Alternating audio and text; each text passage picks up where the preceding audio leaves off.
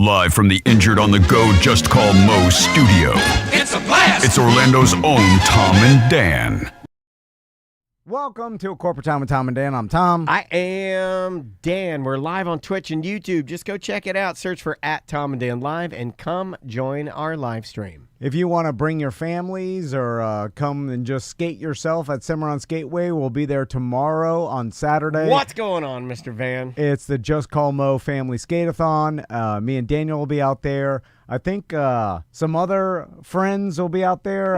Friends of Mo. My Mo button's broken. I keep hitting it, and this big warning light is like over his face. Yeah. It's like, no! He canceled it. Yeah, what if he canceled it? We don't even know. Sound effect won't go, just call Mo. I know, right? That's like one of the first times I go to hit it. I mean, I'm used to it delayed, but not it not being there. So, obviously, there's a capacity, and you were asking people to sign up at justcallmo.com/skate. Yes. But I think that some people that signed up probably won't go, and you could just show up, I think. I don't know. All right. I would bet on that. Well, now, if you do There's that... been times when you haven't bet on that, so you must be, like, do you get to different information? If you do that, and somehow we are at capacity and you can't get in... Yeah. I will give you $5. Okay, I like that. This is kind of like reminds me of the thing we did in Sanford. If you can't get in, then Tom and I will walk the line and shake your hand and give you $1 Christmas. I think you're fine. I hope someone has like a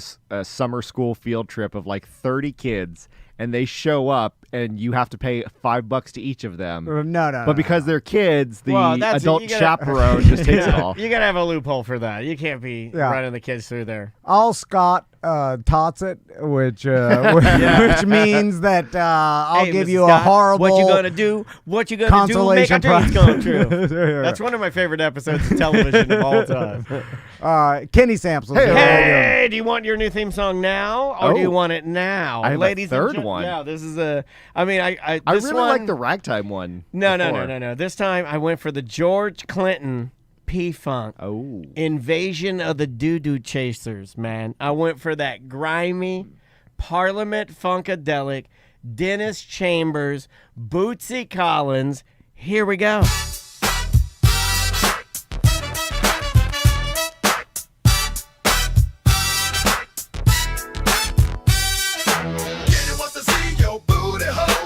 Oh, come on.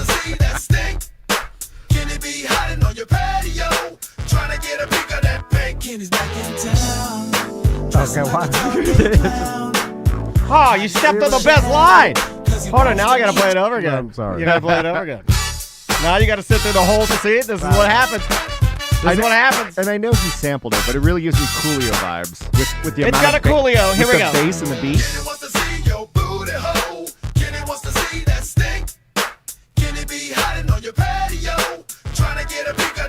Kenny's back in town, dressing like a tall gay clown, hiding in the shadow, cause he wants to eat your ass. Show. It's Kenny. Kenny the pervert! That's good, right? Damn it, that's a good song. It's a good. It's G-Funk. You can't like it, Kenny. Damn it. Kenny the pervert! It's G-Funk, man. I could bounce a 6'1" palette to that. And I'm sorry. Normally I don't like to play him twice, but dressed like a tall gay clown. And look at the shirt he's got on. Look at the shirt. Look at the shirt he has on. Like, I didn't even know that. That was me. You're a gambling man. That was Gambling Dan. It's hard I to was be gambling. I didn't even know you were going to wear that shirt. And I said, oh, he's definitely going to dress like a tall gay clown. It's hard to be insulted when you just play into the stereotype every time. That's true. You do lean in. You do lean right into it. You lean right into it. I have no idea why we call Kenny a pervert, by the way. I have no idea. It started so long ago. It just came to me one day. I have no idea. I think it just came to me one day, and I was like, you know what? He's the type of guy that if we do it... Is that an insult? No, it's bad. Yeah, it's real bad. I think because when I first started coming on and I did a weird job, did a couple of bits, I think it was just so clean cut, and I think it was like, oh, he's a safe guy, and he was like, oh, he must be a pervert. I think it was, and I think we used to make jokes about, like, because you had that stripe, you had the skunk stripe in your hair, and you looked a little like, you know what I mean, like perfect. Right? Like I look a little with this beard, right? Like it does make me look a little more perverted. Why was the stereotype when there was a pervert, their hands would always be in grabby mode? You're like honking immediate- boobies. Yeah, but like they're doing it to the air. Is it one of those? Yeah, if I in case like, a woman falls into you. Yeah. You're just walking Yeah, around. it's like in case somebody pushes you into the machine. You're like, ah. Yeah. It's like if the lights go out, your hands go up. You start walking. Is that your rule? Is that your rule? Lights go out, hands go up. This guy, you're a pervert You too. just start walking around using the lights and the fact that you can't see as an excuse to start grabbing. It's like my dad used to say my mom would get drunk on wine that she'd have to suck the walls to find the bedroom All right. back. But, What does that mean? you know, she's so drunk she'd have to lick the walls to find her way back to the bedroom. That's when they were really nasty fighting. I probably shouldn't have shared that. Kenny, welcome. Good to see you. Well, speaking of perversions, we were talking about before I got on air, the red light district in Amsterdam. Like back in the day, and I say back in the day, like early 2000s, late 90s and stuff. It was always the stereotype where it's like, never go there alone because it's so dangerous. If you're a guy and you make eye contact with one of the ladies, then the bouncer will force you inside and make you pay. Make love to her now. It's like a huge dangerous. And if you're a female, you're going to get trafficked and end up working in one of the brothels. But that was obviously well before cell phones were around. You're like, oh, you can't take a photo of the red light district because they'll smash your camera in front of you. But now I'm pretty sure you go there and it's a bunch of goof families probably like, oh, wait, red light district, and like capturing it on their cell phone. We've normalized everything. It's not as nefarious as it once was. Yeah. And cam girls, would that add to it too, right? I mean, half the nation is making money on OnlyFans. There's open prostitution though, right? Yeah, and it's not sex like work. they're not out there naked, so it's just bikini, girls in lingerie and bikinis dancing in the window. It's going to be no different than what you would see. It's got to be hard to do that, right? Dance in the window. Yeah, Think about that. We don't have that. We don't have that here, where you could. You're like, oh, okay, I want to, do it with that girl, and then you walk in and pay, and then you can do that. Yeah, but I think that allure is so crazy, you actually get large groups of people just gawking at it, be like, treating it like the tourist. Well, you're gonna have some people like, okay, move along. Do they have some like probably constable out there telling people to move along? No matter how touristy it gets in the sex worker industry, I feel like there are always goons around. That either keep you moving or don't let you just stand there and look or take pictures. You can't just stand there and you're filming her with your memory camera. They're get like, out of here, beat it. Either get in and pay or move along. If I were a goon, and I'd have to be a weapon goon, because I mean, obviously, look at me, I don't have size. But weapon goons count. I'll have an asp, a chain, something. An asp I'll knock your kneecaps. But I would give you. I'm gonna give you 12 seconds. I think that's pretty generous. I'm gonna give you 12 solid seconds of gooning before I start gooning. How much money is it? If you want to have look that up. Here's a surprise. I don't know the answer. I will look it up. So it's gonna be expensive as hell. I studied abroad in the Netherlands, and that was the huge warning that even like the school said, it's like, hey, do what you want, but if you go out to the red light district, you should go in a group setting. Like, you don't want to go by yourself, because even if you're just passing by or walking by, the rumor was and the scare tactic was, if they make eye contact with you and the girl points you out, the bouncer will come outside and force you to go inside to be with her. Because that sounds like don't go past the spooky forest, because if you get up there, then the old monster will get you. We've heard tales of you go into like different, let's say, strip clubs or that kind of establishment, and then next thing you know, they're shaking you down and forcing you to pay for the drink, like 800 euros for some bottle of champagne. You and I had our wallet stolen. Oh, in San Francisco, of ladies of the night. We didn't have our wallet stolen. They just told us to give us all your money. They just shook all the money out of our wallet. Yeah. It was our fault, though. It was our fault. I like that. I was telling too much. I like. And they didn't force us. They just said, they asked, like, we'll kill you. Okay. Yeah, no, look at our eyes. They didn't go like, please, sir, with their like hands out like they're poor. Like, give us all your money. like they clearly had a little Okay, force in it's there. a lot more They said reasonable. you owe us now because you've been sitting in here for X amount of minutes and you didn't ask us how much it was beforehand, which of course no one does because you're confused. You're like, I'm cheating on my wife. I think you're scared, so you just give all your money. You run away. That's how they shake you down. It's They've the- been doing it for years. Okay, look, I was willing to give all of my money because I knew we were in too deep. I felt like a man wearing a wire, and they're like, "All right, take his shirt off," and I'm like, "I'm in too deep."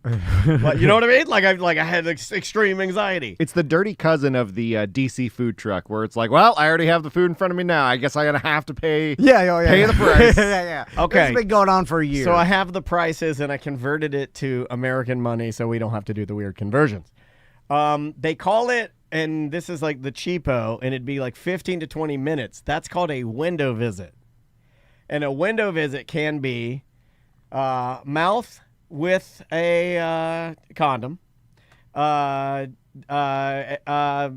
downstairs with a condom. You only get one position. Okay. And you get a quick shower. You have to quick shower before, quick shower after.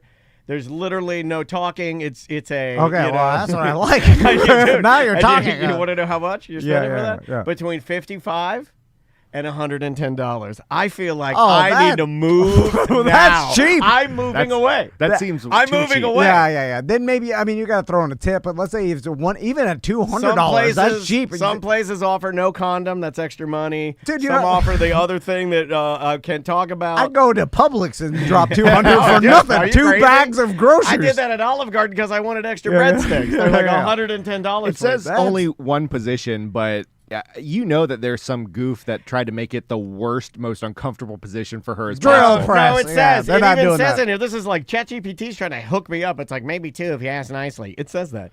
Yeah. And then so you can. The other way is.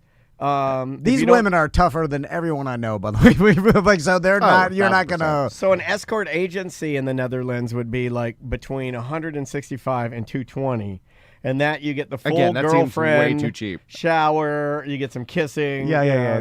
I shouldn't be reading this. Yeah. Because I feel like in Vegas, you're dropping $1,000, right? For like a No, sex the worker. sex clubs, the clubs You where know. they have the jacuzzi and it's like you and the girl, and then you have like the champagne and everything. That's where I'm at now. That would be like 220 to 550. That's where you get a private room, you get longer time, jacuzzi, drinks, massage, fantasy Still scenarios. cheap, but you're like, I mean, maybe this is a mean of all of them, but I still What do you feel think's like most expensive? What do you think's most expensive? Seriously, think about it hard. Use logic. Use logic to find out what is the most expensive thing on the menu. Based off of, this was years ago. Base it on guys, intimacy. You can figure it out. Both of you When can. you guys talk to a phone operator, that a lot of people just call just to talk and chat. Okay, so that's a good guess. I would say the most expensive is conversation. Conversation. Like Good just guess. Tom, do you want to snuggling weigh in? and yeah, combos. I have to go, Kitty. That No. seems right now. It is not kissing and cuddling. Okay, yeah. Think See, intimate because I was equating cuddling with the talking. Like you guys, No, you can't do that. Yeah. I'm not gonna let you do that. You have to sit yeah. in chairs 3 feet apart. Yeah. Kissing and cuddling is the most expensive thing you can get. The other stuff is like, you want to go down there, you want to go up here, yeah. You know, It's that's 55 the bucks. pretty woman. That's the worst for me too. So I understand. So why'd you bring up the red light district? You extra been there horny? before for a pervert? So why did you bring up the red light district? Well, we were talking about international travel and, Yeah. how there's like all those desolate areas in Europe. And Europe is a weird combination of like, it's either emptiness and lakes and scenery and mountains, or it's way overpopulation, dirty combination of skyscrapers and burnt down churches. And there's Yeah. like no in between. Like there's no, suburb Oviedo in Europe at all. Yeah. Well, it's too old, Kenny. that suburb either turned into a dirty city or it never existed. It's like Yeah, but where's that transition? Because you would think way out in the countryside, someone would build a, Avalon Park type of place. I think they're in there. Europe. I just think when we visit, those are not areas that we're going to ever visit. You see what I'm saying? Like, it's like visitors to Orlando. There are parts of Orlando that we know about that very few tourists that ever set foot in Florida will ever see, that we know about that are awesome. That's Tons of that stuff. And that may be an American thing, just the cookie cutter suburb that is built. That I'm saying, like the houses are way too big. I'm saying, like Europe's a little more efficient. I feel like they don't have giant 2,500 square foot. I remember thinking how weird it was when my German teacher in high school, like I was like a freshman or sophomore in high school, and my German teacher would go on and on about, and this is like a point he would hammer home into our minds about how people in Europe, we take our kitchens with us. We're not lazy like you Americans. You go to a new house, you get a new beautiful kitchen. We pack up our cabinets. Like, I'm serious. I'm having a memory. Like he's like, we're not lazy like you guys. We pack up our cabinets. They're all like IKEA. They're all like little cabinetry, and we pack everything in them, and we tie them up and pack them up, and we take our cabinetry with us. And then when we get to our new home, we just put the cabinets up in the kitchen. And I'm like, what? You do? I'm sorry, you do what, sir? Okay, this may Did you be experience true. any of that? No, I don't know. I actually believe him. I don't think he was lying to me ever, but I remember how strange I thought that was.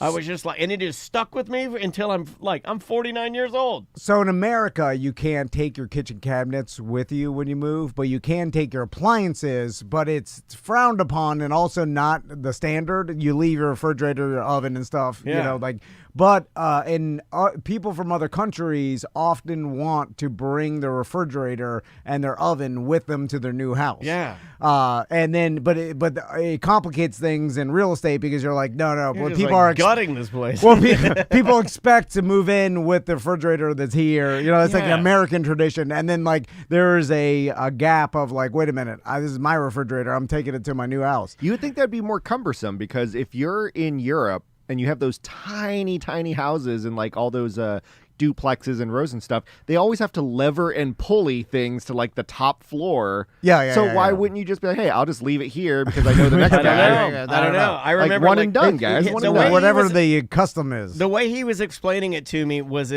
was in the style of like, our houses are smaller, you guys are wasteful and lazy.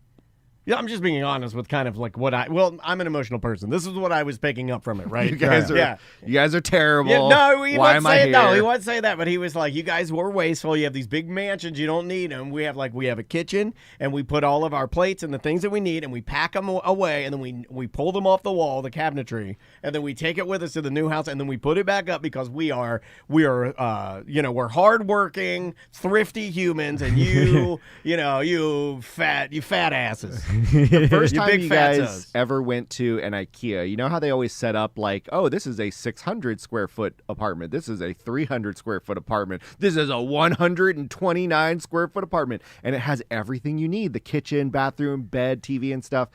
Did you guys ever get like wowed by that? Be like, oh, I could totally live this normal lifestyle. Never wowed by IKEA. Yeah, well, it makes sense not having a giant waste of space that you don't use. Like we have guest bedrooms that door never gets opened in our houses. You know what I'm saying? Like, so my German teacher was right. He was right to a point.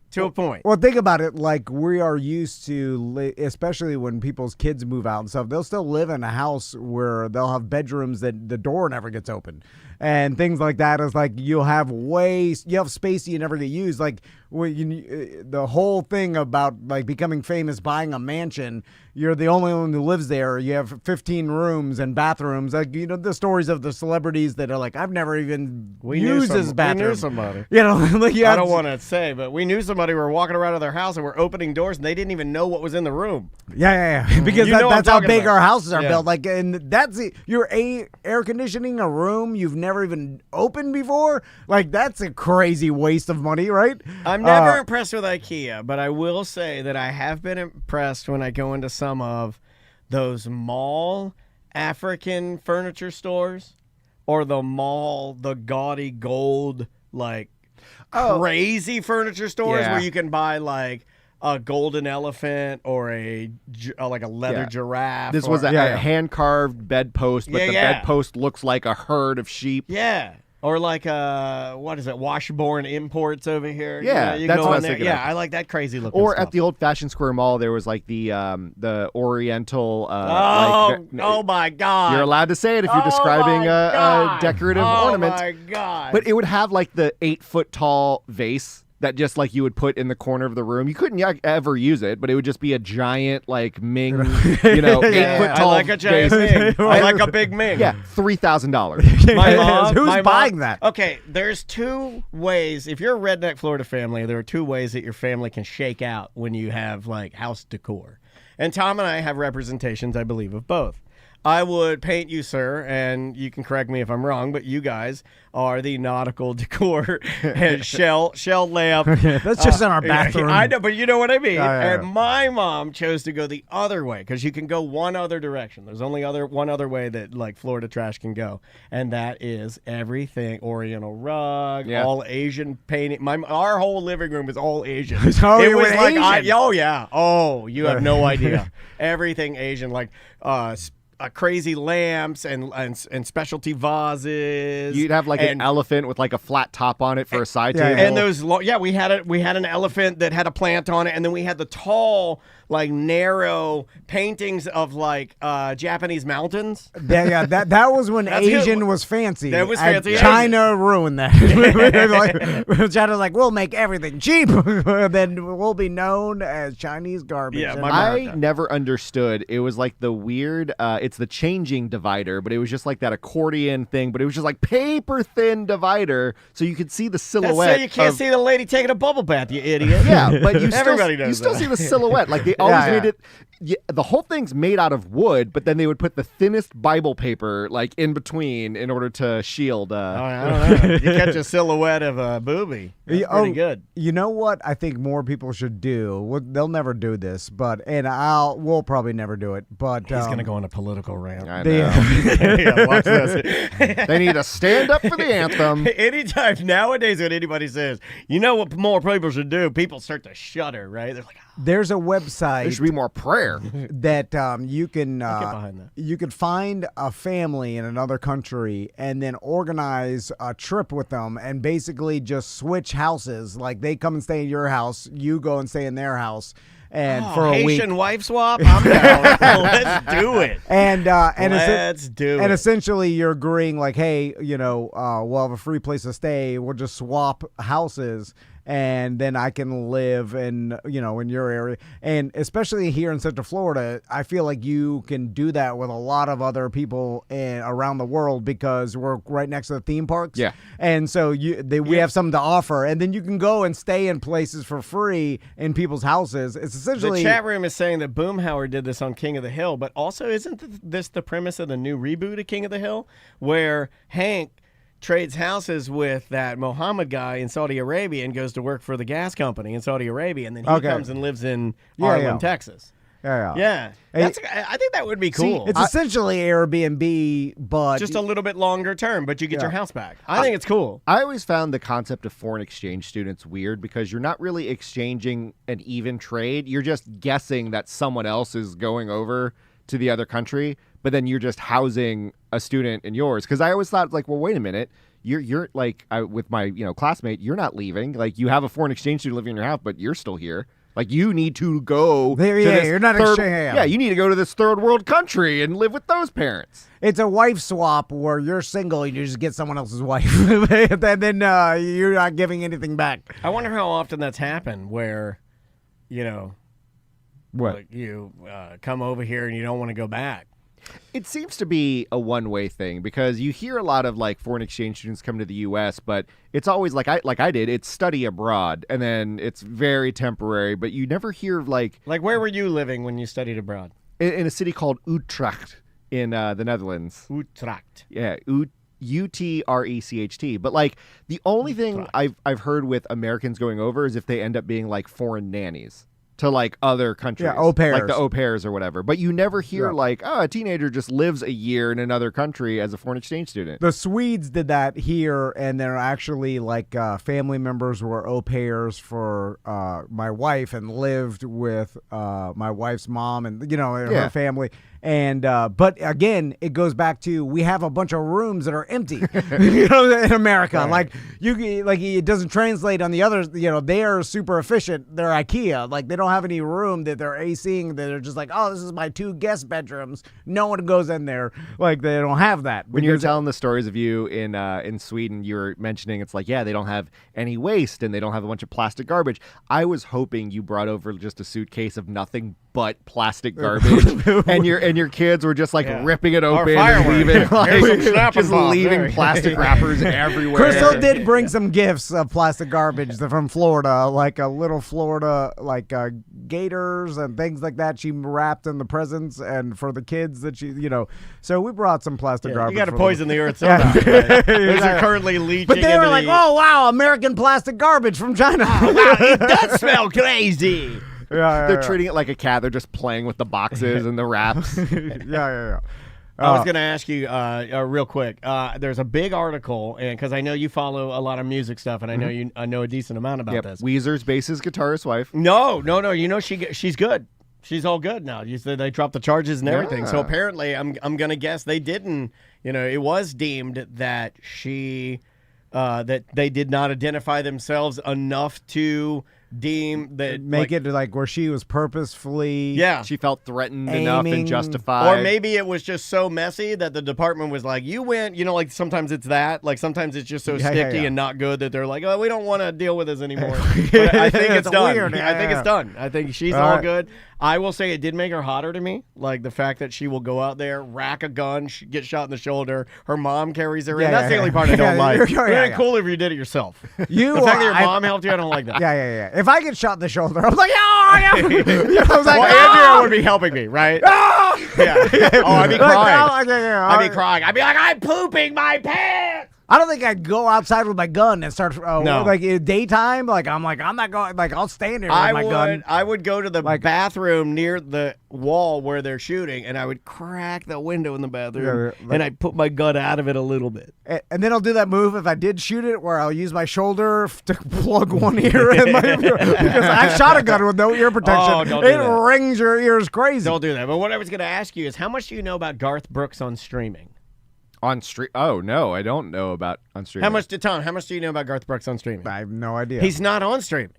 You can't find like Spotify. No, Garth Brooks is not on Spotify. No. So how do you get his music? You can't unless he has a I'll buy an MP3. I'll get to the story, but would it be? I mean, technically YouTube. He has a currently, as of 2014. He has an exclusive deal with Amazon Music, which is the only place you can find all of his stuff. Amazon Music.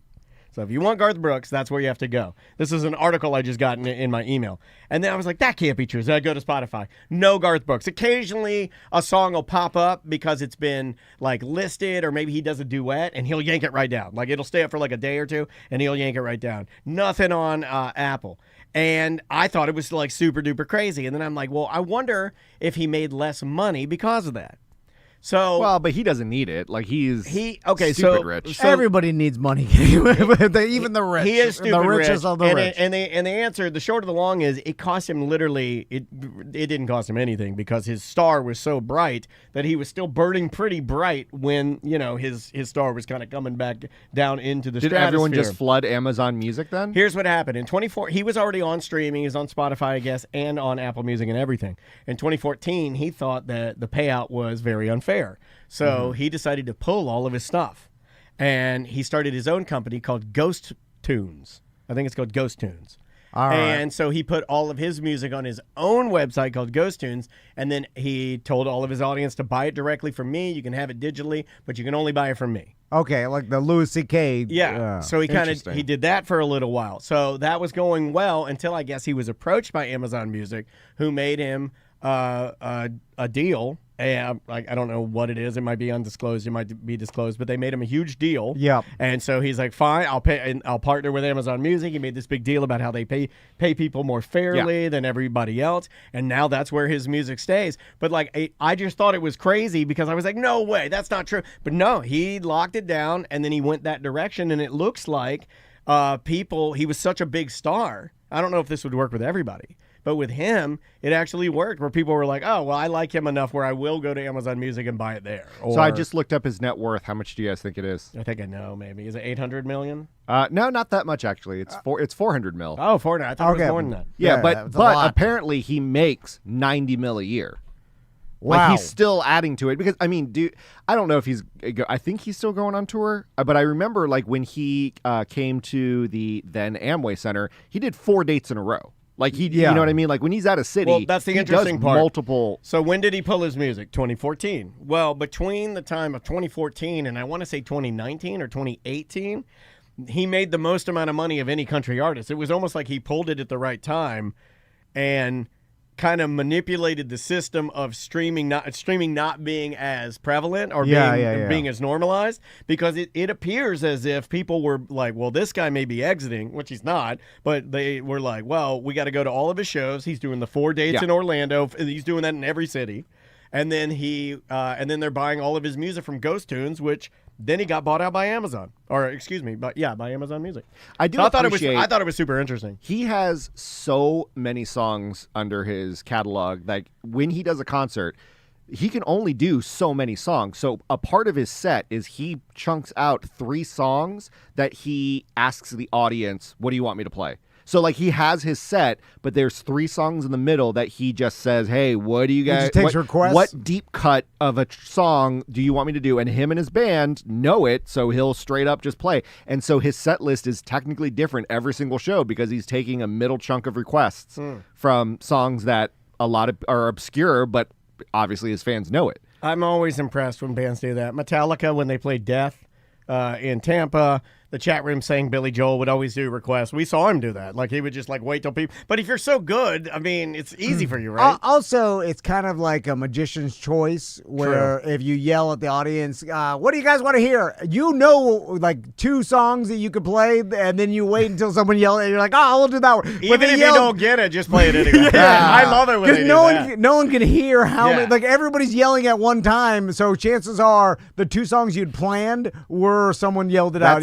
That's the improv trick. We'll be like, wait, oh, I heard Rubik's Cube. Not one person yelled. Yeah. So you just do, and then it seems like, oh, he's doing whatever they want. Have you guys seen Billy Joel freak out? I guess he did a concert in the USSR, like back in the communist USSR days, and he freaks out because he realizes like all the people in the front row are like, you know, the proletariats and the military people that aren't really fans. They're just, they got the benefits. Oligarchy. And so he's yelling at the lighting director, stop lighting the front couple of rows. I don't want to see these people. And like he's in the middle of a song. So he's like singing a song and then like that's pretty New York, when, right? when he's not like in the middle of a that's lyric, like he pretty goes, tough New York to like, because I would imagine you could like, that's not, I don't know if I'd go to Russia and do that.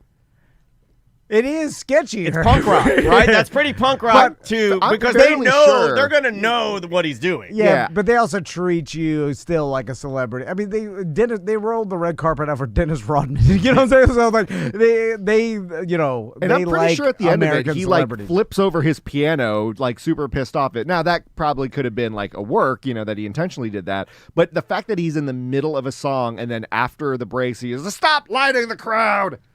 I like that. So, Kenny, you mentioned you were possibly going to Anheuser-Busch. You going to Anheuser-Busch, baby? I'm a world traveler. Where's too. Arnold from? Austria. Austria. So, Yeah. Why Austria? Because I've never been, and 2, it almost seems like that perfect mix of kind of like what we talked about, where it's like, okay, yeah, you have your metropolitan area, and then there's a lot of mountainous nothing. Yeah, and it's far away, and like I like places not that many people, less touristy. Yeah. Because then you can see like some different culture you're not ever exposed to, and then you're like, oh, this is interesting. Well, but it's the same tourist. You can have a touristy area that has a different culture. It's just everybody else is being exposed to it, and you like to be an elitist. But then it becomes like a tourist culture, and by that I mean it's like everybody around is making money off tourists, and you're like, well, I'm used to that. I live in Orlando. Tracy says she's Austrian, which I never knew. I did not know that Tracy was Austrian. Well, I know Vienna is on, I think, the eastern side of it, and it's like close to like Slovenia or Slovakia. And it's just, and it's, you know, you can just literally drive over there. And I'm like, when am I ever going to get a chance to drive to these random Castle ass land, countries? right? Yeah. All the castles. Yeah. Why not? Yeah, I think that would be pretty awesome. See if Luka Doncic is hanging out like and just super duper eat some old. McDonald's with them. Those guys are like tough old real men. You know. So and like because we have a smartphone in our pocket and most places have service and it doesn't cost that much, like the ability to do and we have the internet enough to research like exactly where to go before, like you can really get a lot more than you used to be able to get out of going to a new country, because the world's information has told you exactly where to go, what to see, how long it takes. Like you could plan it out and you're like, I could see Austria. Because think about it, like 50 years ago you go to a different country and then through like some catalogs or like, plus you'd have to use a map to travel, or you just use cabs, so you were limited. Now people had less availability to be friendly to you, right? Like so a house that you could stop at and stay with didn't have the ability to be that house. I hope you were going to say like 80 years ago, and that's right in the middle of World War II. And it's like, hey, you just couldn't. I don't know history. That'd be a tough time to be traveling around there. But I will say that traveling in Europe using your GPS and like Google Maps or like Waze or whatever is way more difficult, because the roads were built so long ago. Like they were built before they'll always be on GPS, is what you're saying. Well, not only that, it's it's hard to even navigate with GPS, because you're looking at, it's like, oh, I take a right, and then you look up at five lanes that are all going right, and you're like, well, which one is it? And then the problem is you can't understand the road names, and the signs are all foreign to you. So it's like they're all in this jiggy-jaggy language.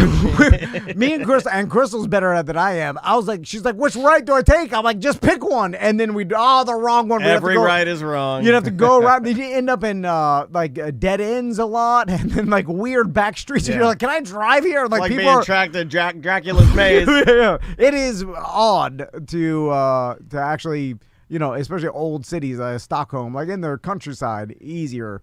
Shredbear in our Twitch chat room says, Slovakia was a great time, super cheap, and hasn't changed since the war. I could get 2 liters of beer for 50 cents. It was wonderful. That does sound wonderful. Cool beer in an old town. You know what I need to wandering do? around, 2 liters. I need to vacation in one of those countries where I can stumble upon some Kansas City Chiefs 3-peat Super Bowl t-shirts. So I can get those photos. But going to a place, that's my next goal, is to go to a place where my American dollar is where, like, in the 80s you used to go and like, oh, American dollar, I bought a tiger. Like, they got tank rides. Apparently, when people were allowed to go to, North Korea was the place to go to. Well, like that's when they did extreme. that, I know, but take your sons to North Korea. Like, there's a lot of South American countries where your American dollar still goes further. Yeah. There's a lot. I mean, there's a lot of places in Europe where there's stuff that is insanely cheap because, $5 will buy you a lot. And then it's like, that's weird to experience, because most people experience expense when on vacation where everything's 3 times the cost.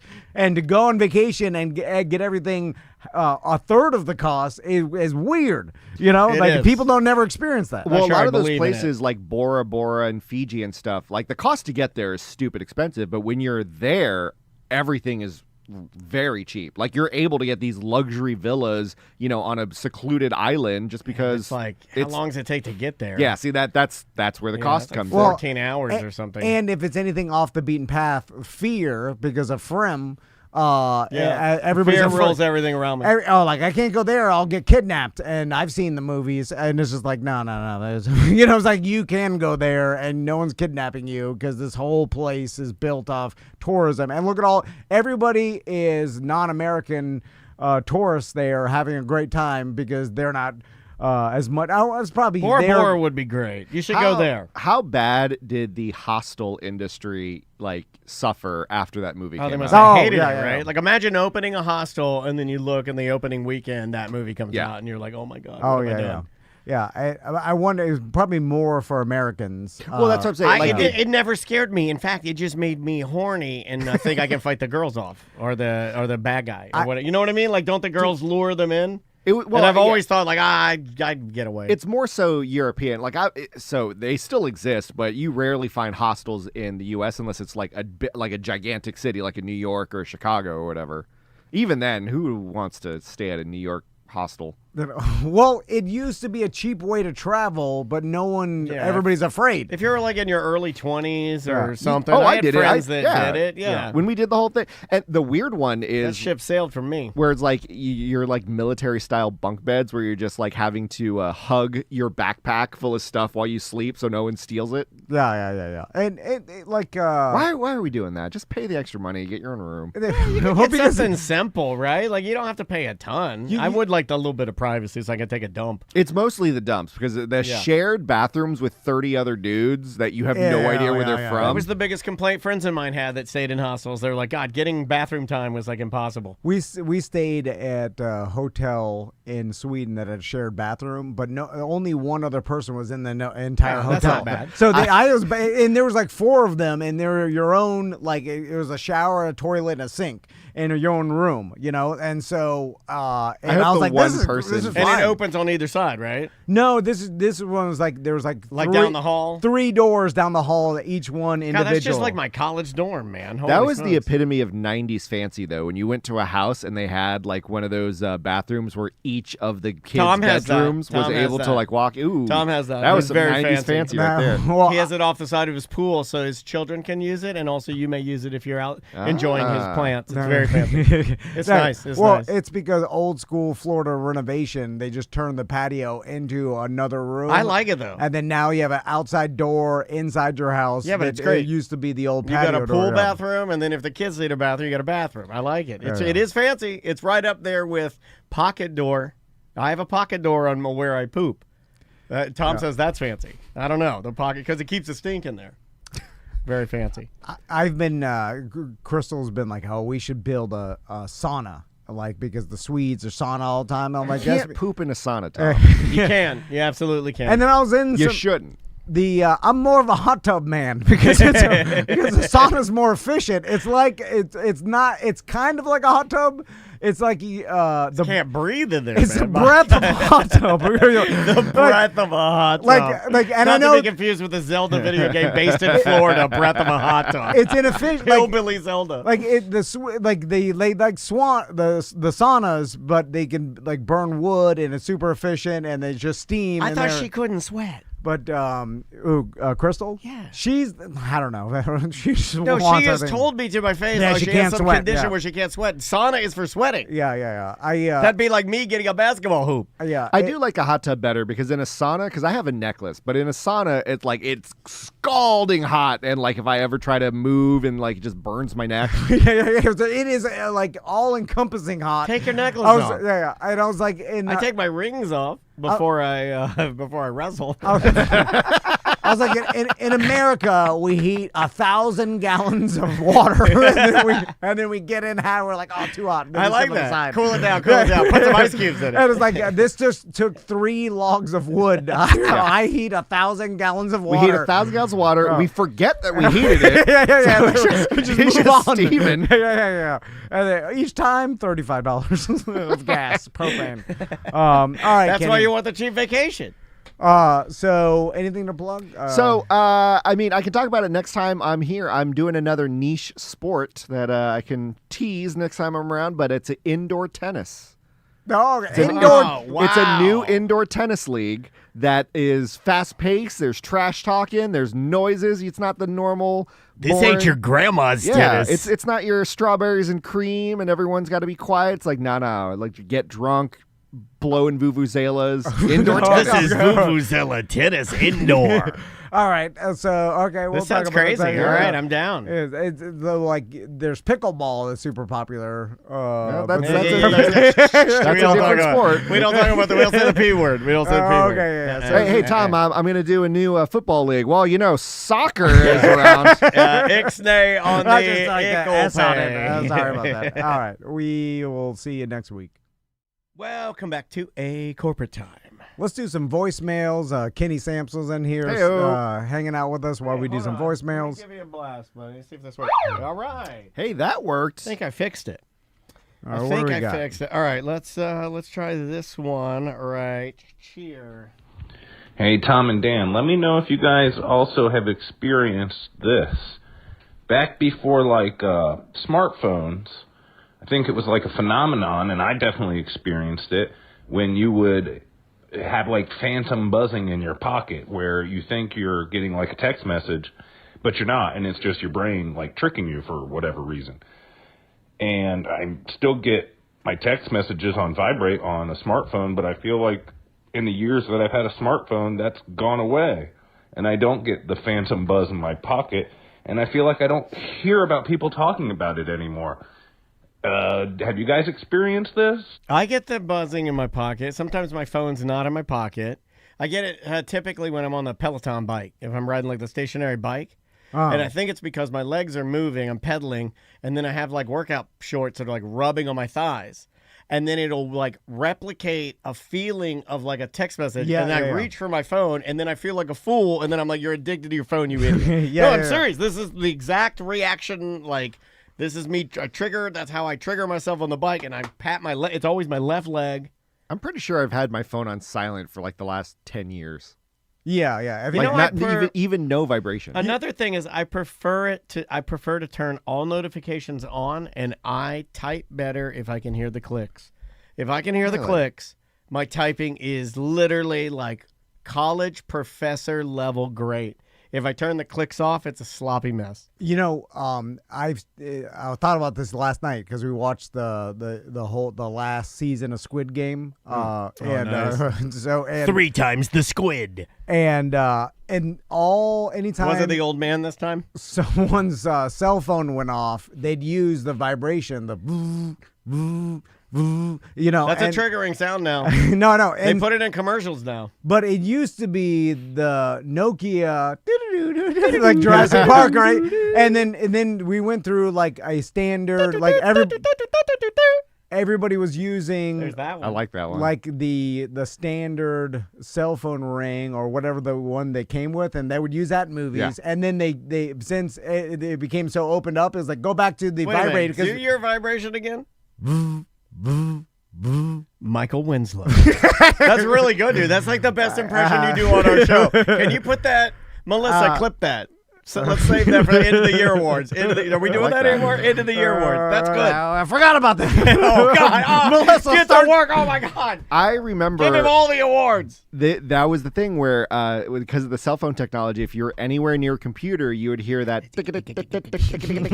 like that weird ass Morse code, and then you're like, oh, I know I'm gonna have a phone call or a text coming in. So you're that's how I knew my wife was gonna text me while I was looking at porno at the house on my laptop. I hear it.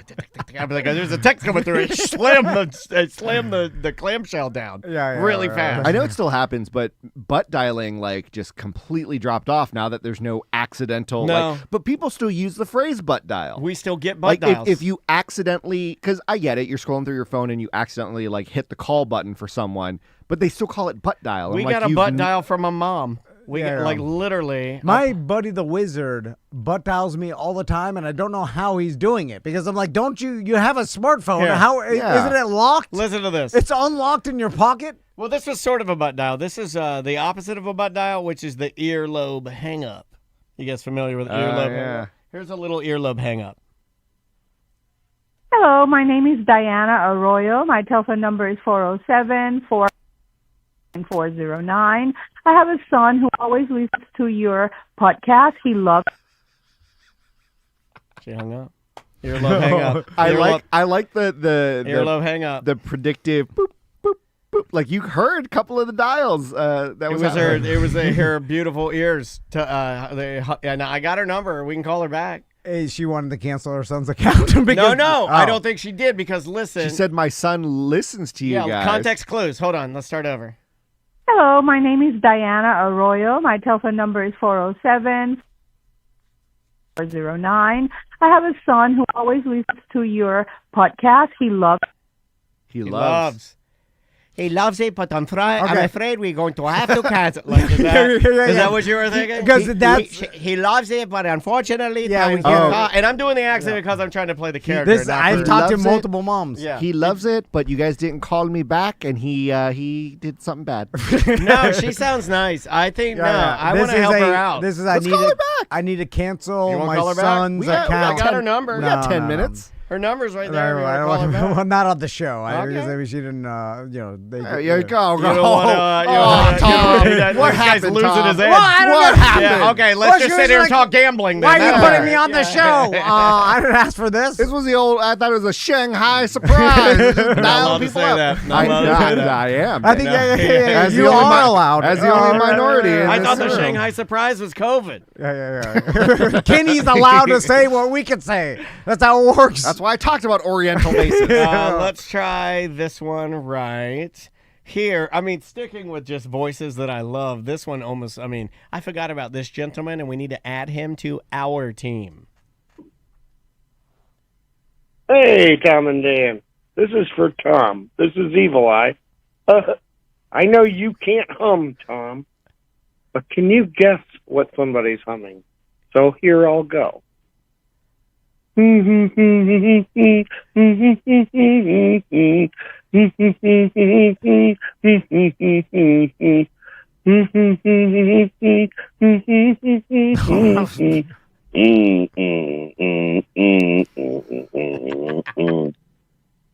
That's it.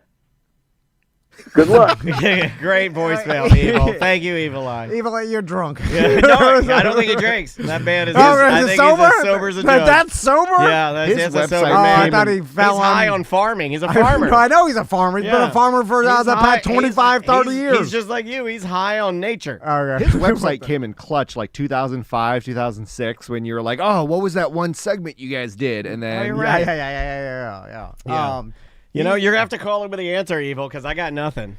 I got nothing. I've tried, too. I've tried a couple times, and I got nothing on that one. What was it? It sounded like It's- old Susan or don't some you cry some for old me. farm So- man, the old man farm song. what throws me off at the very end, he goes low and you just and I'm like, I That's didn't. Jiminy Glick.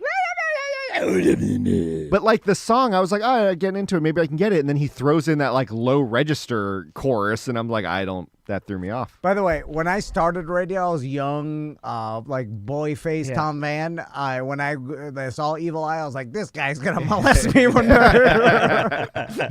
He does have I a was just look, a yeah. young boy. I'm Yeah, joking, Evil yeah. Eye. Well, it's the. I've known Evil Eye it's for the, 20 years. It's the shorts and work boots that make you think you're seeing your makeup. Right? Well, I was also afraid of Yeah. old you're men in afraid. radio. I'm 5'2".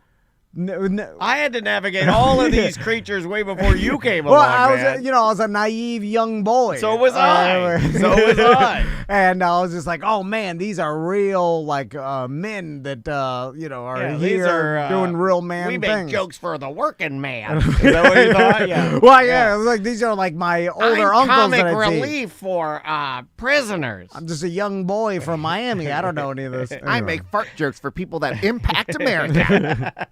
I keep America running. Let's try this one.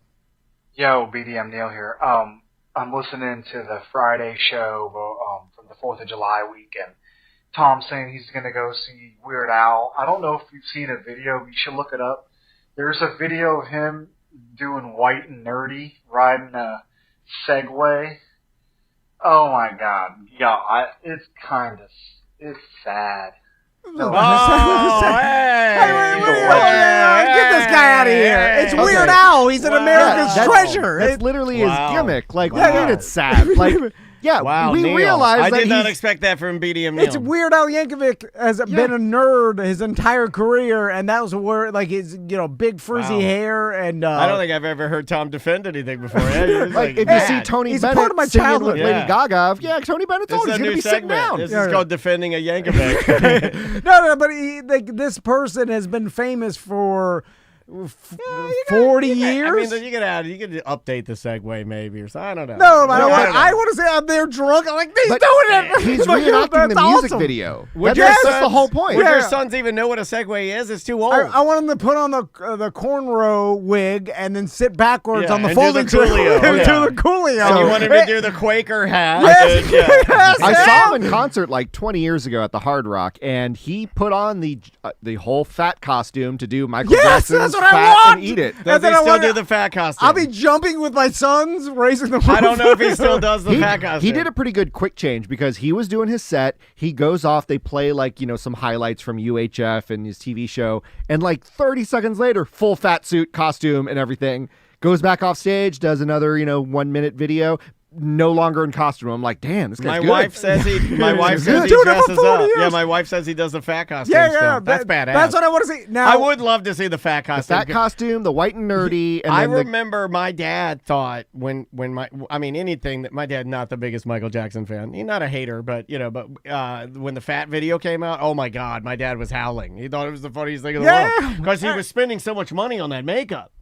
Oh yeah, at the time. So this person just sold me because I was sitting the other day. I was telling Crystal about like, hey, Weird Al's going to be in St. Augustine. Let's take the boat up for the weekend. Take the boys. No one's ever said that, by the way. The phrase you just said, "Hey guys, Weird Al's going to be in St. Augustine. Let's take the boat up the river." No, nobody's ever said that. And then I went on the website, the St. Augustine Amphitheater, which is a beautiful venue. It's the best. It's probably my favorite. And venue. then I went to go buy tickets, and the cheapest, like upper bowl, the worst ticket, 120. Well, didn't he say it's his final tour? I know. But no, you're right. I said the same I was thing. like, I was like, 120 is too much. But then you look at any ticket is $80. But then with fees and stuff for the whole family, it's like $580.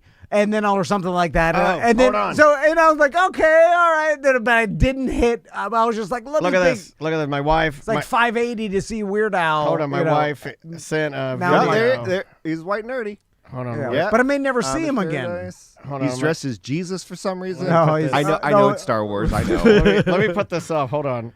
Oh, there he is. Yes. He's got boobies in the fat suit. Look at that. Oh, okay. It's a weird fat suit. So apparently Michael Jackson. Off-putting. So Michael Jackson loved Weird Al. When he did Eat It, Michael Jackson was like, I love it. There's the segue. Michael Jackson, the reason that Fat came out is Michael Jackson came to him and be like, please do another one of my songs. I think Eat It is hilarious. I would be honored if you did another one of my songs. And that's how Fat came out. Interesting, because it's kind of like childlike, goofy. Michael Jackson. Michael Jackson was a child. Big molesting child. The other costume that I saw that I didn't see. Is it molesting if you're a child on child? No, it's not. It's just, the other costume that he did was when they parodied. It's kids. When he parodied Nirvana and he had like the whole flannel with like the grungy hair. That's the only other costume that I don't see in there. But you think he gets tired of this? Do you think he's ever thought about like I want to put out a serious album? I'm even more mad at this caller. The Chris Gaines. This is BDM Neal. He calls every day. Yeah, that he that's sad to him. It's like Weird Al has always been doing this. Like this is his whole shtick. Oh, there's always been an element of corny to him. Yeah. Like David Copperfield still does like magic from the 90s. Like you go, it's like well, I think he's being serious. Al knows what he's giving you. He doesn't take himself seriously. Yeah, but Copperfield must know, like, this is kind of dated. This whole thing. I'll give you a perfect example. Weird Al is corny and in a good way. He put up a picture of his daughter who's graduating from college. And it's him and her. And she's in her cap and gown. She's holding her diploma. He looks great. He's dressed in a suit. And he's got his arm around her. And he goes, congratulations to my daughter, whatever her name is, for finally graduating college. And then he said, I apologize. This is the most recent picture I could find of her. And it was them at that moment. That's a funny joke. That's a funny joke. That's actually pretty good. It's super corny. It's absolutely the daddiest dad joke you can make at that moment, but like he's always been that guy. Now, in Neil's defense, I kind of get it, because if we were to find out that Andrew Dice Clay is coming and you're like, really? You're going to do the Hickory Dickory Dock again? Yeah, but that's what I want. I want the Hickory Dickory. I think... Because if he didn't do it, I'd be mad. Dude, think about That's like not getting Under the Bridge from the Chili Peppers, right? Bands nowadays old bands go on tour and just do one album. And that's a huge moneymaker. And we're looking at you Taking Back Sunday. No, everybody's doing that now. Yeah. They're like, because they realize this nostalgia that people are like, oh, I'm going to listen to this whole album only to what and they're like, yep. And it used to be kind of frowned upon if you're a band just doing things for the money. And now it's like completely fine. Everybody's like, yeah. And the audience wants it. Who cares? The audience wants it. There used to be like bands. Remember when bands were like, we're only playing like one hit, like playing the hits. You were like too cool. You wanted to play your new stuff. And now it's like, they're paying $120 a ticket. I'm riding the Segway. And it's all about the money. Yeah, and Andrea agrees with it. She's like, look at Oasis. I mean, they are hit. But that's like, that's your job as an entertainer, playing to entertain the audience, and the audience is super happy about it, right? And it's a win-win for everybody. It is. It absolutely is. And the bands are getting the money. It used to be like I think a large percentage was, especially back when they were making their money with CDs, like you were making less on live tours. Yeah, now it's kind of flipped. I do know a couple of the people with Weird Al, his backing band, were his original buddies that he's had since the 80s. Like the that's people, awesome too. The people that are doing the other, like the clarinet and the other accordion and the banjo and those wacky instruments, still same people for the last 40 years. Yeah, he's always had a really good band too. He's always put money into it, like where you go to see him and the sound is like excellent because he's sort of prided himself on that top tier. He's underrated on his medleys. Every album will those are my favorite because he's like, I can't do a parody song of everything, so let's just find what was popular for the last 3 years. I'm going to do one medley polka of every bit. Yeah, it burned into my brain as a kid. That was like, I'm your Venus, I'm your fire, what's your desire? Oh, rock me Amadeus. Oh, rock me Amadeus. Oh, rock me Amadeus. Oh, shout, hey, let it all out. I've got it like burned into my brain. It's burned into my brain as a young boy. Mine was the one where he did Belle Biv DeVoe's Do Me. That's a good one. Like, I have to see him because you got to go. What an interesting I might tag along career. if that's okay. Yeah. I might leave. We should we should all go. We should get a beat. You want to go on the boat? You got to be nude. I'll do it. I've been shaving up. Wait, why is it just me? Not you. You're not invited. Nobody invited you. Did you hear that? Did he point? Like that was a point to me. I said anybody. Oh, okay. I think Tom wants to just see me nude. Yeah. I think he does too. Because he's already seen you. Oh yeah. Multiple times. It's a little tease for tomorrow.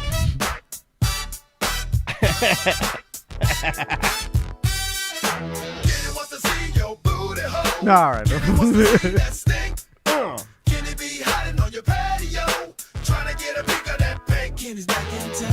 Oh, I love that. Oh my God, it's so funky. Peek it at Pink. Yeah. All right. We will see you tomorrow.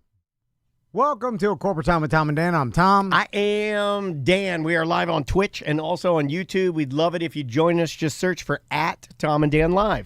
With us on Zoom today, he's got a podcast called Relatively Famous, and I was just going through all his guests. It's a brilliant idea, and he's the perfect person to host it. Because he is Vanna White's brother. And on Zoom with us right now, we got Chip White. How you doing, Chip? I'm good. Thanks, guys, for having me. Hey, Chip, just quick question right out of the box. How did you found me, right? And then did you Facebook message me? And then I got like an email from you because I honestly don't know how we connected. So can you help me with that? I saw you guys on Facebook. Somehow, the show popped up, and I was like, hey, you know what?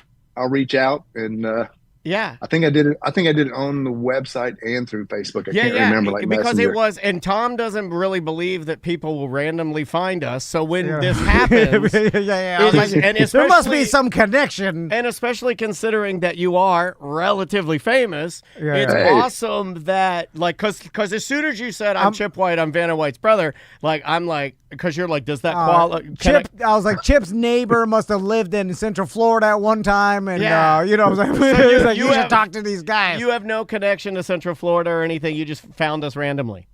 just found you randomly, and okay, that sounds kind of fun. Let's just reach out and see. I love it because we didn't know of your show either, and then when we started digging in, we're like, man, this is actually like a really great show. We were, Tom was going through a lot of the different people that you've had the ability to interview, and yeah, Tom, go ahead. Well, I just want Chip to kind of explain the premise of your podcast, and this originally was going to be a TV show, correct? Originally, yeah. So in the early 90s, everybody was getting, when I was living in LA, everybody was getting a talk show. I mean, every B, C actor was getting a talk show. So I put a little money together, pulled in some favors, and we shot this pilot called Vanna White's Brothers Talk Show. I said, let's just be blatant. Hell, even Vanna White's brothers getting one, right? Yeah. And we shot it in our backyard by a fire pit I had built. My wife's band wrote a theme song. Or my wife wrote a theme song. Her band was our house band. That's cool. And it's on YouTube, by the way. You can look it up. Vanna White's Brothers Talk Show. I will for sure. Yeah. Like, when was that about? Probably 97-ish, 96, somewhere in there. So this was a while ago, and yeah. I mean, but I had brown hair back then. Oh yeah, me too, brother. I feel you. The show's premise was you talk to famous people's relatives. Yeah, basically I had siblings on at the point. I had President Bill Clinton's brother, Roger. There you go. And Crystal Bernard, the actress from Wings. I had her sister, Scarlett. We had an Elvis impersonator bartender. We literally shot it outside by a fire pit. That's cool, though. I mean, it's almost like you're ahead of your time because I think that would work better now almost than it probably would have in the 90s. People seem to like the absurdity or the absurd a little more now, So yeah, Chip, I'm super curious because since you are Vanna White's brother, you have you could relate to being a sibling or a relative to someone that's ultra recognizable, famous, and everyday TV famous is pretty darn famous. So, and I'm curious in all these interviews, and you can go to relativelyfamous.net, or just search relatively famous any podcast platform. It'll pop right up. Yeah, subscribe. But have you ever had a situation where you're interviewing someone that's that's a sibling or related to someone famous, where you're like, oh, I'm familiar with this. I kind of went through this too, like where you basically like patterns of behavior. Yeah, or something that you went through in your life that they did as well. Yeah, it's probably more so once the relative was famous. I mean, back when Vanna became famous, and that point, I was knee deep into drugs and alcohol. That's one of the reasons the TV show didn't take off. And I've talked to a lot of people who kind of the same thing. They've had that pattern. They probably had it before, but it's a good excuse, and our ego wants like, well, why aren't you just opening doors for me? Don't you know I'm Vanna White's brother? Give me a movie deal, give me a TV deal, give me. When the reality was, dude, if the TV show taken off, I'd either be dead or burned to every single bridge in the world. Yeah. So there is that kind of that we have that moment of that ego of like, wait a minute, I want my share. Well, just give me $1 million. You just made $4 million. And right. So it's that stupid ego thing. And is there an underlying, I hate to use this term, and you're there, so you can correct me. Is there a little bit, like, with everybody you talk to, has there always, like, maybe a baseline little bit of resentment, or like maybe not resentment? That's a poor word, but maybe it's a touch of jealousy, or like. I think there is, to a point. I mean, depending on if they're trying to be in the business, especially if they're trying to follow in the same business. There are some people like, I just. Like Jimmy McGuire's sister he's from Jeopardy. Oh yeah. And his sister, she lives in Pittsburgh. Loves being a mom. She's a nail tech. She does some stuff. And she's thrilled with that. I mean, she has no desire to follow in her brother's footsteps in LA. Yeah. It probably takes that it does take it takes a special person to be able to even endure that, because it's rough, it's tough. Well, I've thought about this. Unless you are or want to get into the entertainment industry, having a famous relative doesn't really help you in any way. unless that, obviously fame, the money comes with fame, but a lot of people have rich relatives, and then like obviously like, oh, my rich relative throws a big party in Hawaii and brings us all, like some people get like some benefits of a rich relative. So, but famous, like beyond rich, like you could open doors in the entertainment industry, but if you don't want to get in that industry, then it's a nothing kind of. Right. I just started working here in San Antonio with Audiovisual Aids. It's a AV company, been around since '56, as their business manager. Nice. And it kind of opens the door a little bit of like, I don't go in the door going, hey, I'm Vanna White's brother and I'd love to meet with you. But when it kind of comes up, it does open a door in that business sense. Like, oh wait, you tell me about Hollywood, tell me about this. So it does help a little bit in that.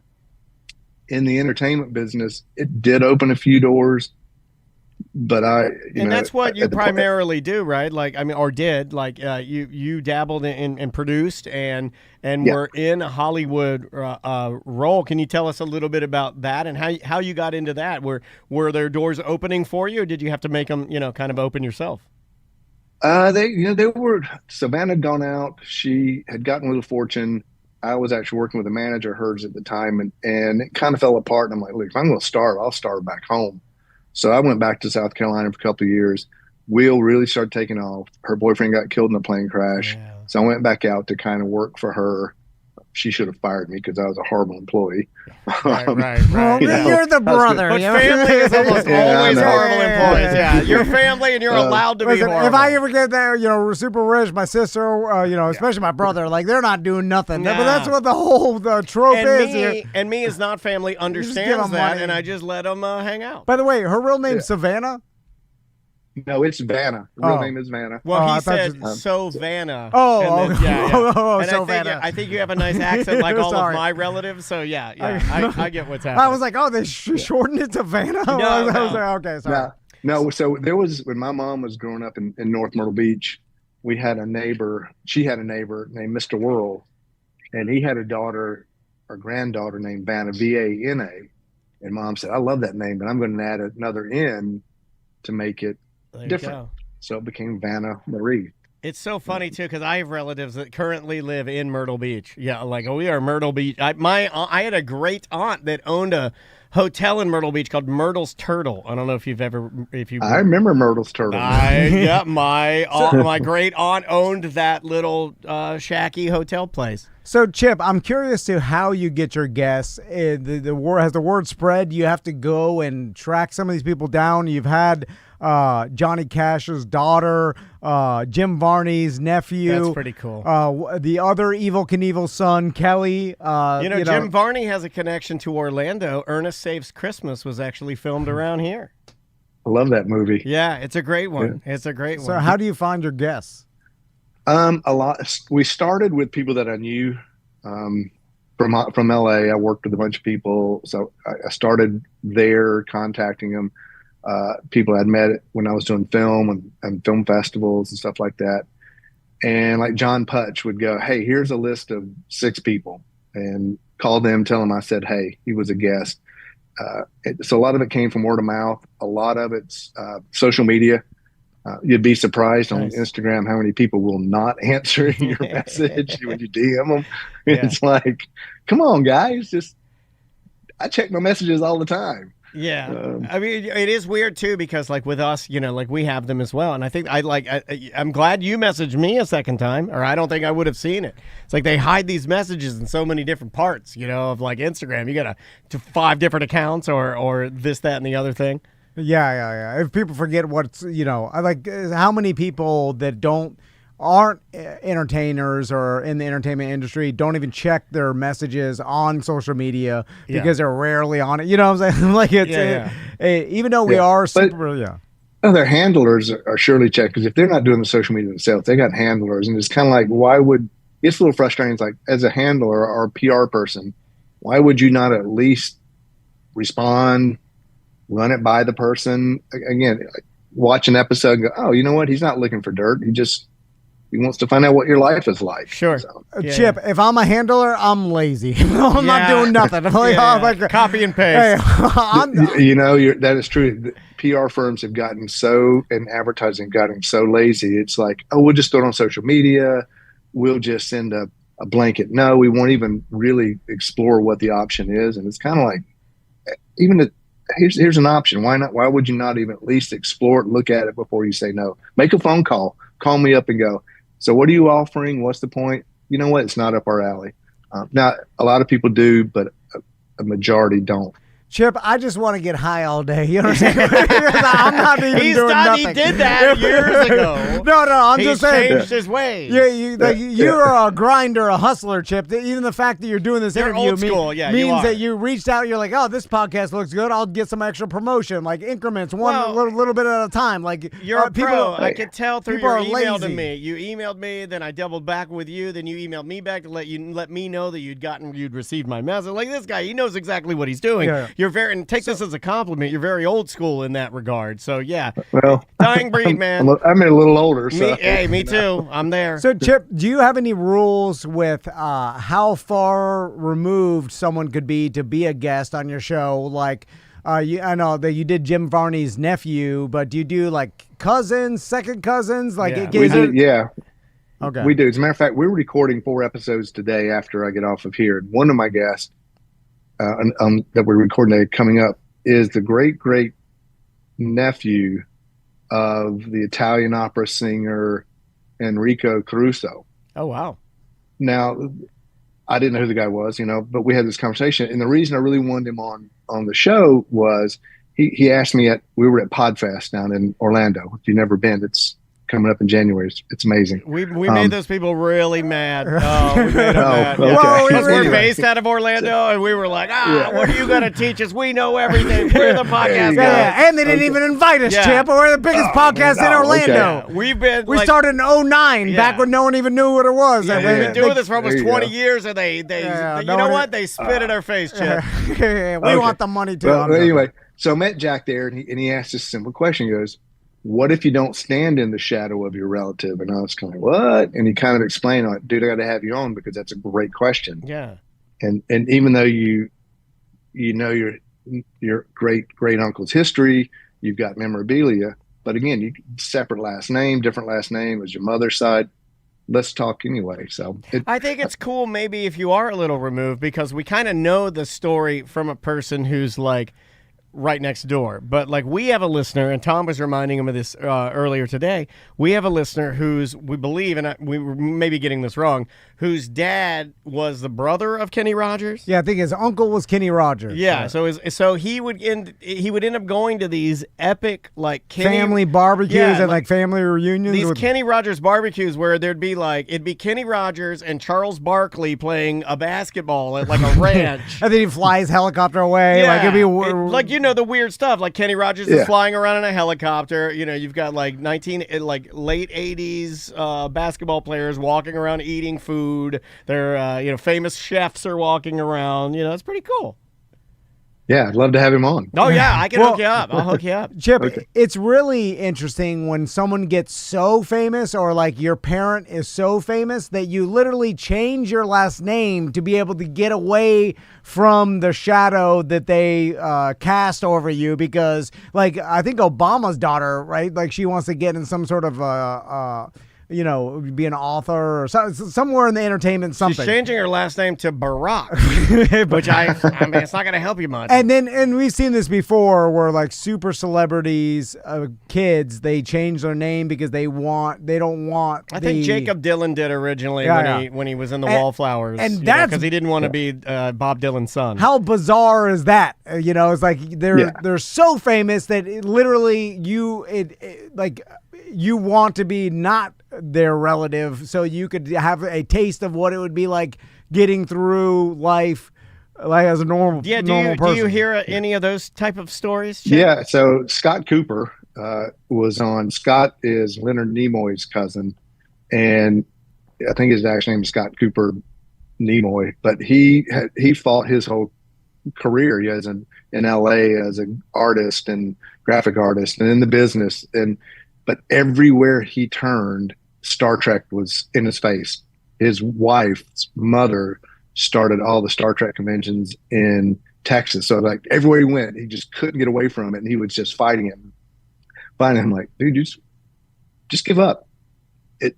Enjoy the ride. There's a point where why fight something, in my opinion, and look, I ride the coattails. That why not open those doors? Why not? Because you can open all the doors in the world, but if you suck at what you do, it's not going to. Yeah, the door's going to close. What I'm good at is opening doors. Yeah. Like, and a lot of times, Chip, and you know the business, like just getting your foot in the door is 90. Eyes on it. It's like that is 90% of it, and then it's like, and then if you're not good, you're right. They're gonna cash you out anyway. And if you're good, then you should have been there, to begin with, and you may have never got that opportunity. So, well, it may not be something you love. But yeah, you're right. But again, like you said, it could be a curse for you if you have no interest in the entertainment industry and you don't want to monetize your last name or your association with it. Yeah. And you want to live a normal. And the flip side too is like I had Morgan Freeman's son Alfonso on, and he looks like his dad, but he's trying to make his life as an actor. So he's got to prove himself as an actor, but he looks a lot like his dad. He's got the name. Does it open a door or does it not? Do they give up? People go, oh, you're too much like your dad. So he fights to make his own mark. Eva Mendez's brother, Carlos, same thing.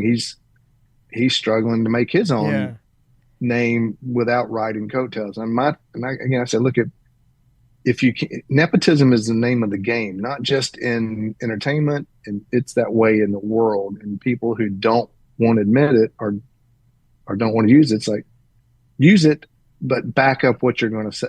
Back up the name. Sure. Back up your.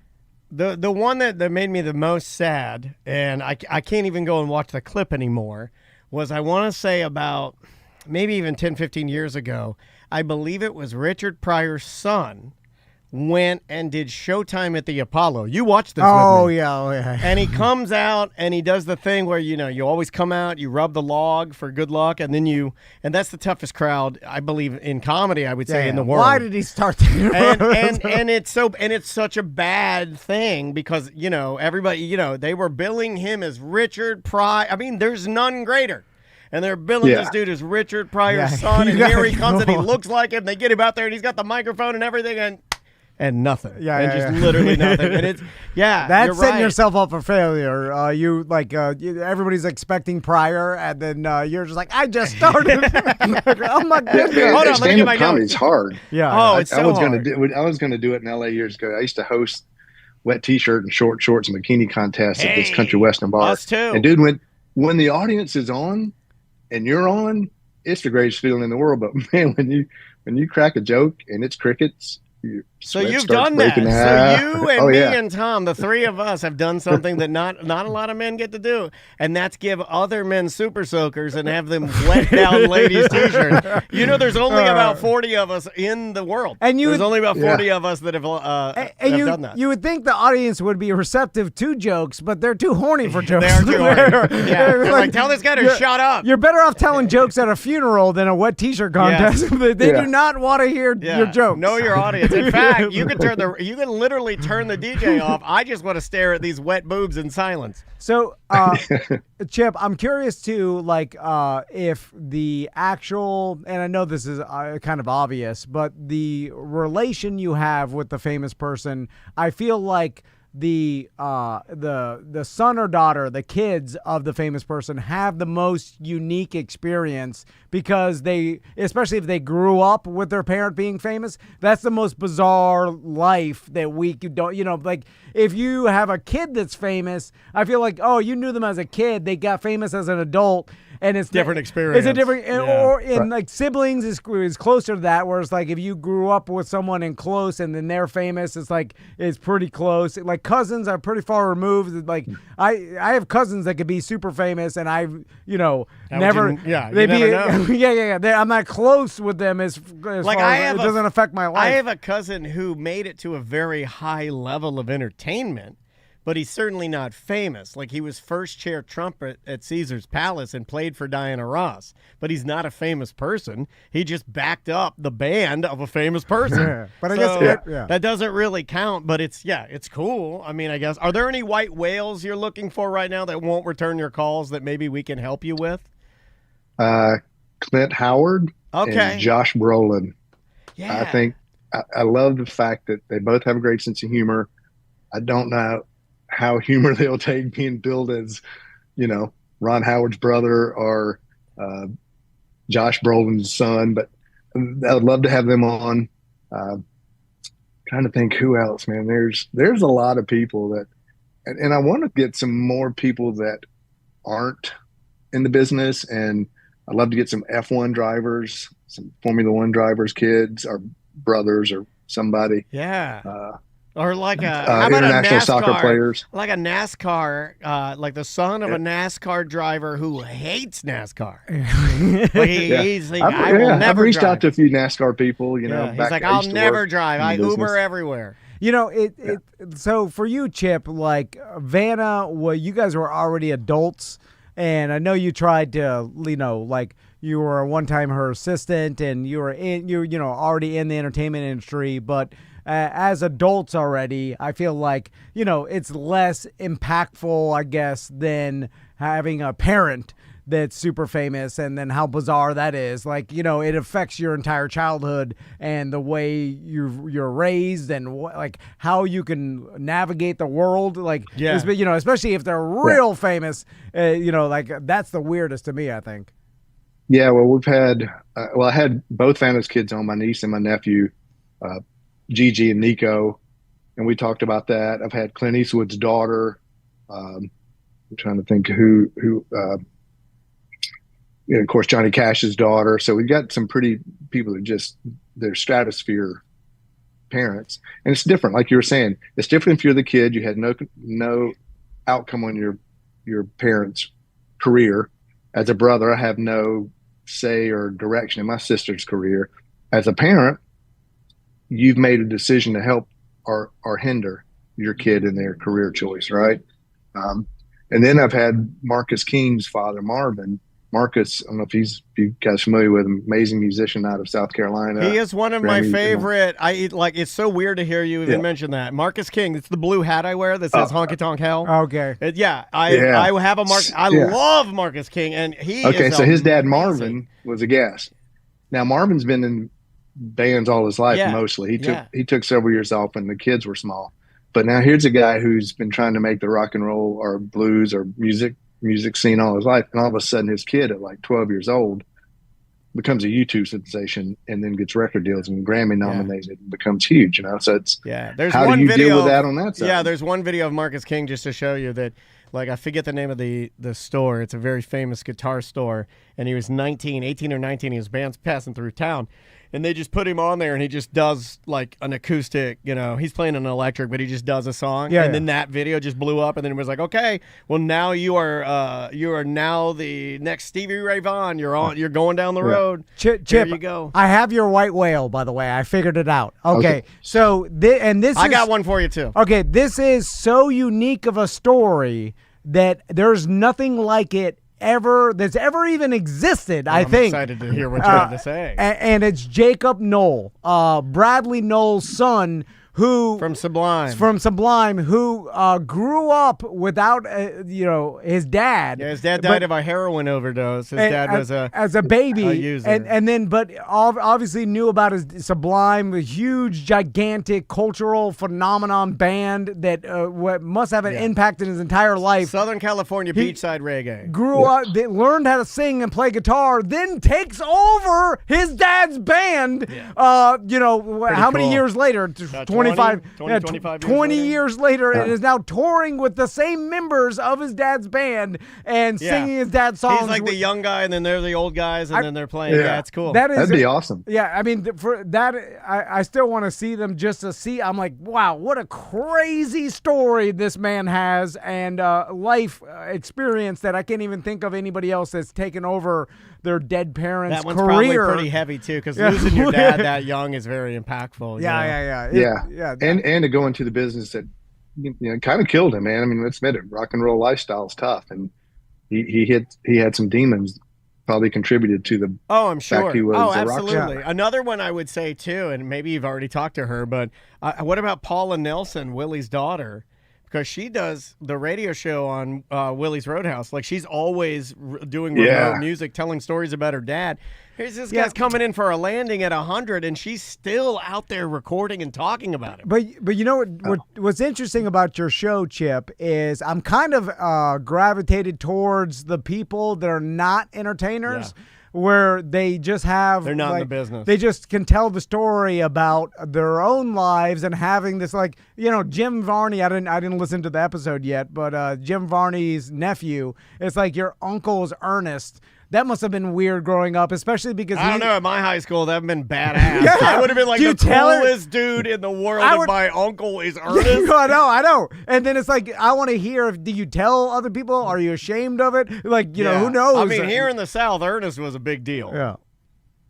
Yeah, he was pretty cool about it. He said, like, that at school it wasn't a big deal for a while, but he goes, the guy had the coolest uncle, man. He'd pull up in a DeLorean blaring the classical music, just like Doc Brown, and the doors would open. He'd take me for a ride up to the gas station, and we're doing the whole Back to the Future thing with the DeLorean.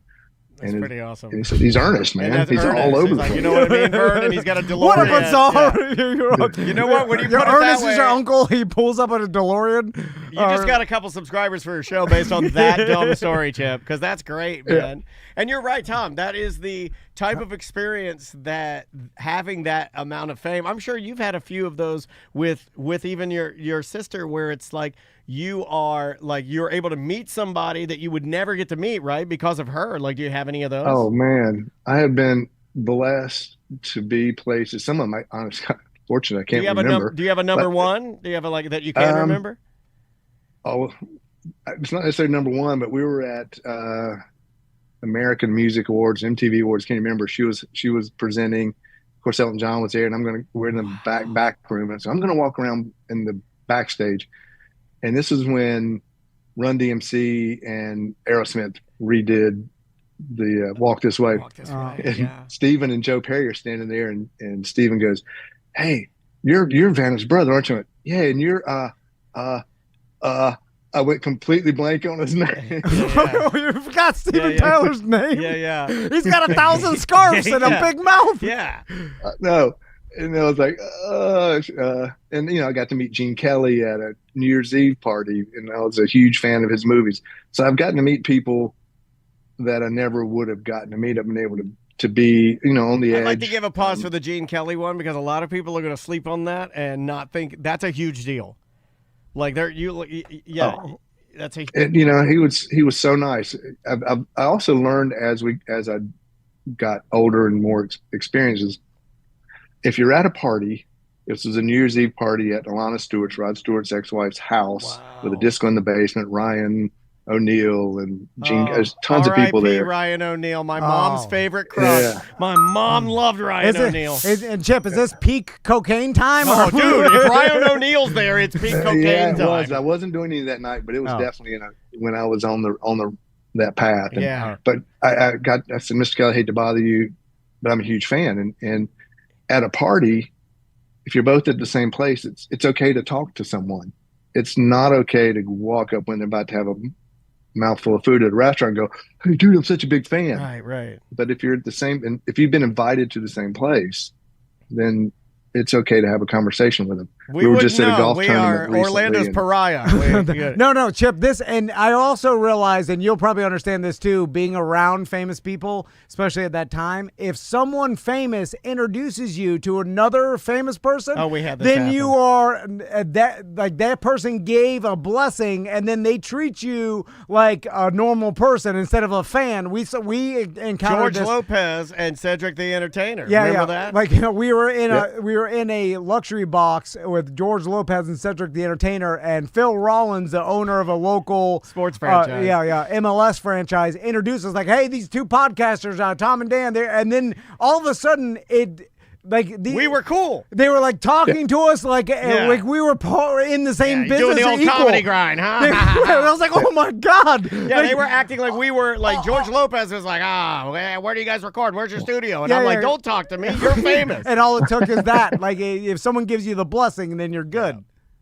Yeah, I got to hang out. I'm telling you, he's getting older now, but Paul Rodriguez. Oh, yeah. Dude, I met him at a NATPE convention in Houston, and he took us out to crazy places. I ran into him the next year in New Orleans, and he introduced me to everybody in every bar. And it's like, if you're ever in a city and he's around, dude, I'm hanging out with you, because he knew everyone. He knew the places to go, and you were like, here's the gold star. You're a friend of Paul's, whatever you want. Doors open. Some people are like that. R.I.P. Bob Saget was like that in Orlando. He took us, we were just going around, and we were going everywhere, and he was just such a kind and super nice guy. Has there Bob used to live in my sister's building before she got Wheel of Fortune, her like second apartment in L.A. No way. Lived like the floor down below. Oh, wow. I mean, such a small world. Chip, how like being, Vanna White's brother, how many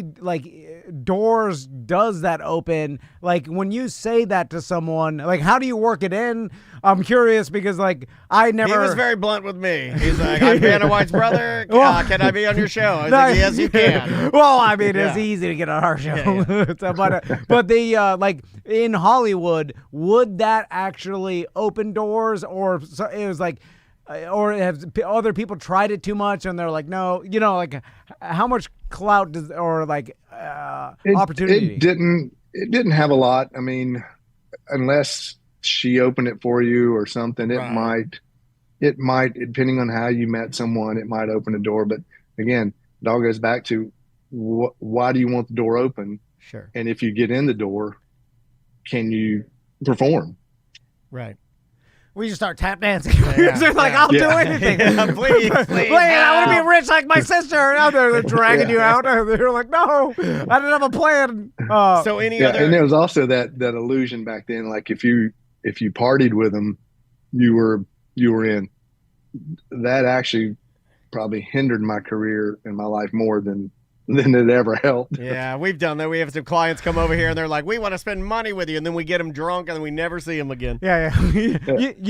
You know what? Like, it seems more advantageous to be a sports star sibling than a movie star, just because it seems like in the sports star world, like once someone makes it real big, like, he's spreading the wealth around the family. Are you talking about Marcus Jordan? I was just saying that and it seems like a lot of celebrities in the entertainment business and movie stars are not as much like that, even though there's some entourage stuff going on, but it seems more prevalent in the sports world. But let me ask you, Chip, have you seen that?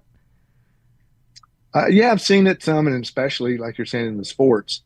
And unfortunately, a lot of those guys are now broke. They didn't learn. My sister's been very generous with me over the years. It's not like I said, like here's $1 million, go live your life.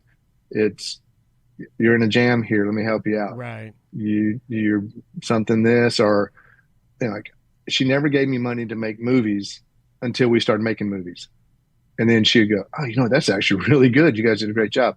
I'll help you seed the next one, or I'll help you seed the one after.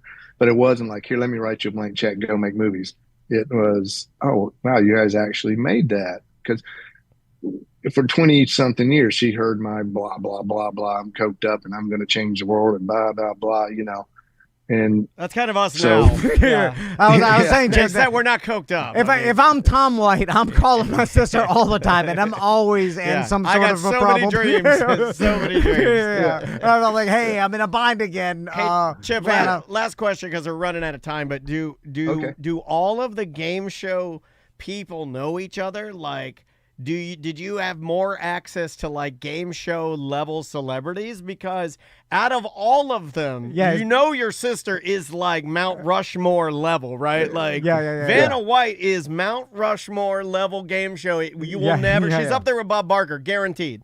Yeah, Like that's yeah, Mount yeah. Rushmore level, no better. So did you get to meet other people? Or Like Jim Carrey knows you from you know what I'm saying? Like, he's in the game show world. It's like, oh, Chip White. They all know each other. Or what's his name? Not Jim Carrey. Drew Carey. Oh yeah, sorry. Drew Carey. Yeah. I met a lot of those guys at the NAPTY conventions back in the 80s and 90s and stuff when they were around, and it was fun. They would chat, but it wasn't like I'd go to the show and stuff. But we would meet, and Vanna's manager managed a couple of the guys that did one. I think I can't remember Ray Combe, who did. Oh, right. I think he passed away. And so he managed a couple of those. So I got to know those guys, but it wasn't. I definitely was not hanging out with Drew. And they never reached out to you for celebrity Big Brother Chip White, like all the because they always want to get shows. Yeah, the reality shows always want to get the brother or sister of somebody famous and then put them in the show and make them look stupid. They never tried to do that with you.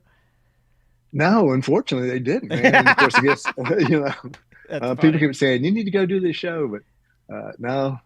I did do biography and nice portrait. The kind of reality shows and doing stories on Vanna. We did Ridiculousness and Rude Tube, which is a British clip show.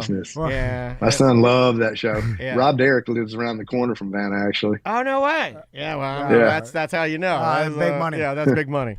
Chip, I like how honest you are with just your own life, and then talking about how you did try to use being Vanna White's brother as some sort of, and again, you did try to, and riding someone's coattails. I agree with you because I would make the joke that I love to ride someone's coattails. We've always said that. And people always look down on it. But I think but like you said, what tails are you on? If you use it as an opportunity to help springboard your own career, there is a point where you get off and you're on your own. There's no one that's been riding coattails their entire career and successful. Yeah. Well, you know what I'm saying? Well, like my producer says, and I've had people respond why don't you try to make your own name without using your sisters? It's like, I can make 100 movies and go into a party and, that's Chip White, the producer. And within 10 minutes, that's Vanna's brother. So right. It becomes Vanna's brother, then the producer, then the actor, then, and that's okay. That's life, man. I mean, I'm so proud of her, and she's had such a phenomenal career. Oh, yeah. That how can you get away from it? I mean, and we look so much alike, right? Well, you kind of do. Yeah, I mean, you're good. You got a good smile. Your attitude's good. You're low key, and I think everybody likes you. And I think, I'm looking at the chat room, and everybody seems to very much enjoyed your appearance. And hey, we really appreciate you reaching out, and thank you for the time today, man. And again, plug your podcast and where everybody can check out your show. I urge everybody to subscribe. Sure. So it's Relatively Famous, brought to you by visitmyrtlebeach.com. Got to throw the sponsor in there. I love it. Yeah, which is, our hometown area. And I love to promote things that I believe in. I love my hometown. So when Visit Myrtle Beach came on, I was thrilled. But you can find us at relativelyfamous.net as our website. All the episodes live there. We have a YouTube channel, Spotify, iHeart, Amazon, what did I say? What's the other ones? You got them. Apple, Yeah, Apple Podcasts. It's out there. Yeah, nowadays, YouTube. If you want to watch them, we record them on YouTube also. Chip, nowadays I just search Tom and Dan. It'll come. You'll find it. You'll definitely find it. Today we're actually interviewing Andy Griffith's daughter, Dixie. That's I'm excited about that. I loved Andy Griffith. That's man. my dad and I. I grew up on Andy Griffith. That was my dad's favorite show. My dad was a member of the Mayberry fan club, where you get the badge, and I collected all the VCR tapes. I mean, we had everything, man. We were all about Mayberry. So, well, good luck with that, and thanks again for being on the show, man. We appreciate it. We hope to do it again. Absolutely, man. Anytime. Let me. Now, will this come out not live later also, or is it? All just live? Yeah, it'll be. It'll be out. Actually, you will be on. Where's we putting this? July 29th. We just had to air it a little further down the road, but no worries, man. If I'd known it was live, I'd have promoted it. My apologies. Oh guys. no, don't even worry about it. That's our fault. It's live on Twitch and YouTube now, but it'll come out as a podcast and on the terrestrial radio show later. So I've been twitching a lot for you, if that counts. Yeah, hey, We appreciate it, man. Well, hey, take care of yourself. We'll talk to you soon. Thank you so much, man. It was awesome. And again, if you know of anyone looking for guests, tell them to reach out to me at podcastrelativelyfamous@gmail.com. You got it. Awesome. All right, Chip. We'll talk to you soon, Thanks, man. guys. Cheers. Thanks, Dan. Thanks, Tom. See ya. Bye. ya. Oh, yeah. He is nice. And to Normal guy. I like that. to still be hustling like that, where you're like, hey, I'm going to find some random podcast and sit down for 40 minutes and do an interview with them on my, it's like, you guys are working harder than we are. I felt bad. I was like, all right, maybe I should talk to some of our famous friends. We're going to promote ourselves more. Yeah. He just reached out. He's just like, if I email one podcast every single day, one of them will put me, and I'm like, I'm too tired to do that. But what are you doing? I'm just sitting at my desk smoking weed. It goes back to handler. Everybody just wants to be a handler. What are you doing? Tom's, you're in there. Yeah. I'm not even telling the person I'm handling nothing. I was just smoking weed. I'm just sitting here smoking weed. All right, we'll take a quick break. We'll be right back with more Corporate Time.